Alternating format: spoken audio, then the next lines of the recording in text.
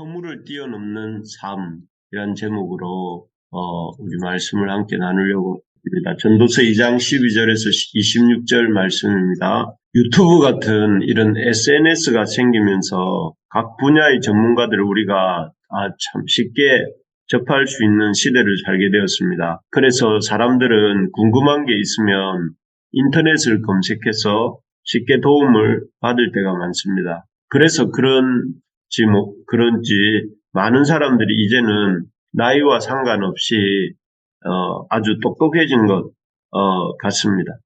그래서 특히 인터넷을 잘 사용하는 나이 어린 사람들이 어른들보다 더 똑똑해진 것 같습니다. 어쨌든 이렇게 쉽게 전문가들의 지혜를 접할 수 있는 시대가 되다 보니 우리 스스로 생각하기를 우리가 다 지혜로워졌다 이렇게 생각하는 것 같습니다. 오늘 본문에 보면 이런 지혜의 삶에 대해서 이렇게 말을 합니다. 우리 13절을 같이 읽어보겠습니다. 13절. 내가 보니 지혜가 우매보다 뛰어나니 빛이 어둠보다 뛰어난 같도다.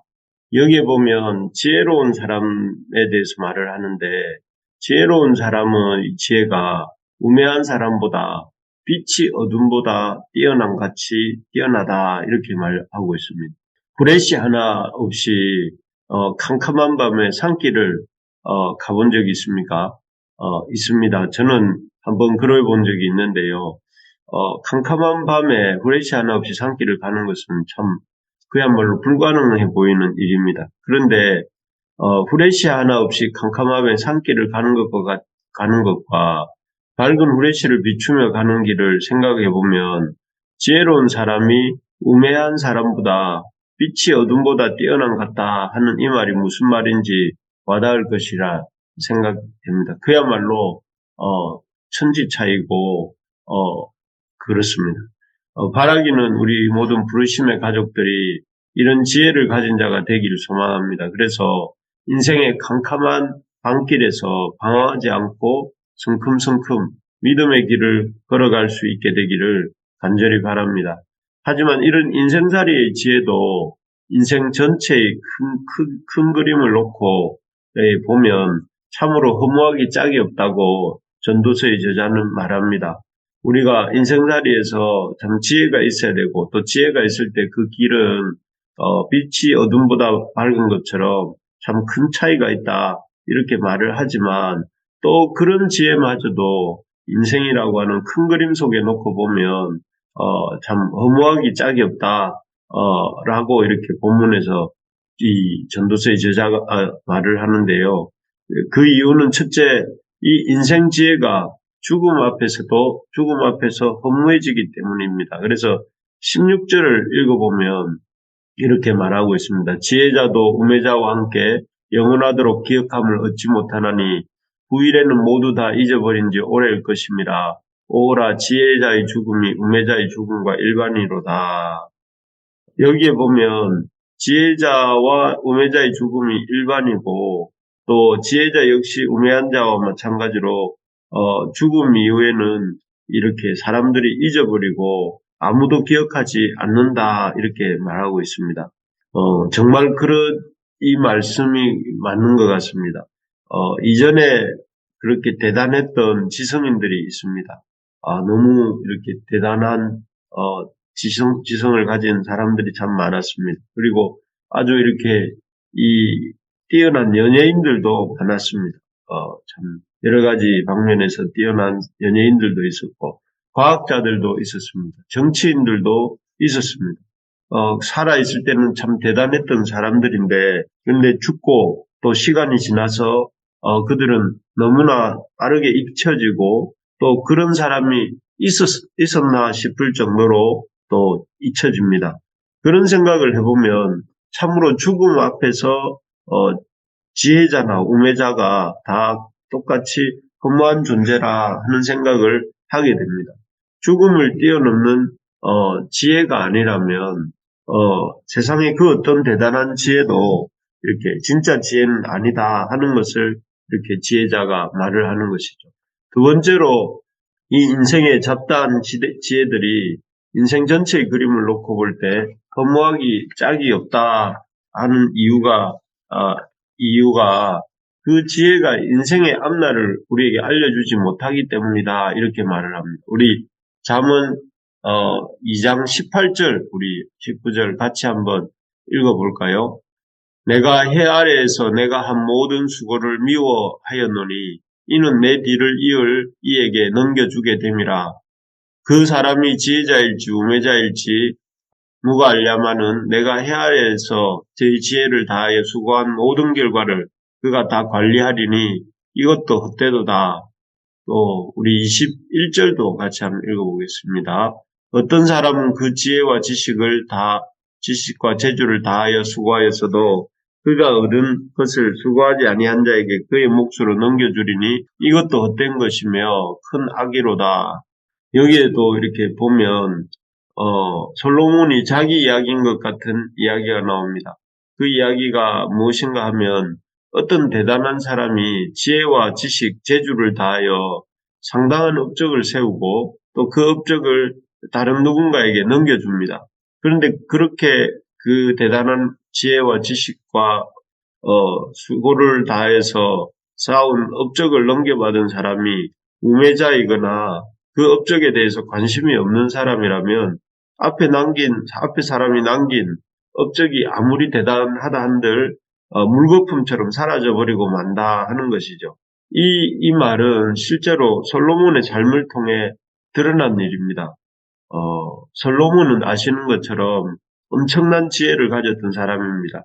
그는 엄청난 지혜와 지식 또 재주를 가지고 하나님의 성전을 지었습니다. 그리고 자신이 살 궁전도 지었습니다. 그리고 부강한 나라를 세웠습니다. 그래서 그 부강한 나라를 그 아들 르호보암에게 물려주죠. 하지만 그 아들 르호보암은 이런 대단한 아버지가 남겨준 그 성전, 궁전, 부강한 나라를 어떻게 했습니까? 지혜롭지 못하게 처신하다가 한 대를 넘기지 못하고 나라가 두 동강이 났죠. 그래서 남유다와 북이스라엘로 나라가 두 쪽이 나고 말았습니다. 그리고 그 대단했던 아버지의 영광과 또 기업은 다 이렇게 잃어버리고 여기에 뺏기고 저기에 잃어버리고 하고 맙니다. 그 아버지 솔로몬이 그렇게 애써서 지혜와 지식, 재주를 다해서 통일 이스라엘 나라를 세웠고 또 아들에게 넘겨주었지만 그 아들 르호보암은 우매자가 되어서 그 아버지의 지혜와 지식, 재주를 다 허무하게 만들어 놓고 만 것이죠. 그렇습니다. 그렇기 때문에 우리의 수고가 애써서 수고하지만 그것이 그 다음 때로 넘어가서 보존된다는 법이 없기 때문에 우리의 삶이라는 것이 참 지혜롭다고 한들 그것이 허무하다 이렇게 말하는 것입니다. 참 이처럼 우리의 인생의 지혜라는 것도 우리가 어떤 후계자를 만나느냐에 따라서 그야말로 모래성처럼 사라져 버릴 수도 있는 것입니다. 그렇게 지혜를 따라 온 힘을 다해 수고한다고 해서 어떤 의미 있는 결과가 남게 되는 것이 아니기 때문에 지혜라는 것도 무익한 것입니다. 그래서 이런 허무함으로 달려가는 우리 인생을 놓고 이런 허무함을 뛰어넘어 진정으로 지혜로운 삶이 사는 것은 삶이란 어떤 것인가 하는 것을 이 본문에서 말을 합니다. 우리 25절, 26절 상반절을 한번 읽어보겠습니다. 사람이 먹고 마시며 수고하는 것보다 그의 마음을 더 기쁘게 하는 것은 없나니 내가 이것도 본즉 하나님의 손에서 나오는 것이로다. 하나님은 그가 기뻐하시는 자에게는 지혜와 지식과 희락을 주시나. 여기에 보면 참으로 인생을 지혜롭게 사는 삶은 하나님의 손 안에서 먹고 마시고 수고하는 삶이다라고 이렇게 말을 하고 있습니다. 하나님 앞에 하나님의 손 안에서 먹고 마시고 수고하는 삶이 지혜로운 삶이 이유는 그렇습니다.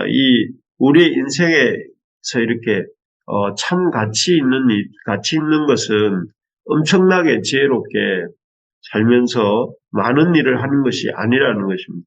우리가 왕이 되어서 엄청난 솔로몬처럼 업적을 남기는 것도 아니고 또 여러 가지 대단한 수고를 해서 많은 일들을 해놓는 것도 아닙니다. 인생의 참 가치는 영원하신 하나님을 알고 또 그 하나님을 기뻐하면서 하나님께서 주시는 것을 즐거워하며 그것을 누리는 삶을 사는 것이다 하는 것입니다. 그래서 저 유명한 웨스터민스터 신앙 고백에서는 인생의 제일 되는 목적, 인생의 제일 되는 인생은 하나님을 영원토록 즐거워하고 그분을 기뻐하는 것이다. 이렇게 말하고 있지 않습니까?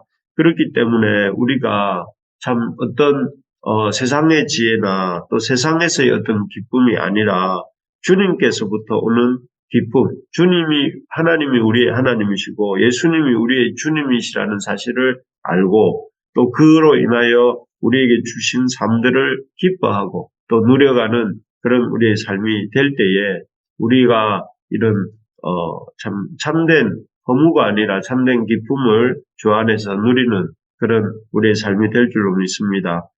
그렇기 때문에 이번 한 주간 또 이번 남아있는 얼마 안 되는 이 한 달 동안 주님 안에서 주님이 주시는 수고하고 감당하면서 기뻐하고 살아가는 우리 모두가 될 수 있기를 주님의 이름으로 축원합니다.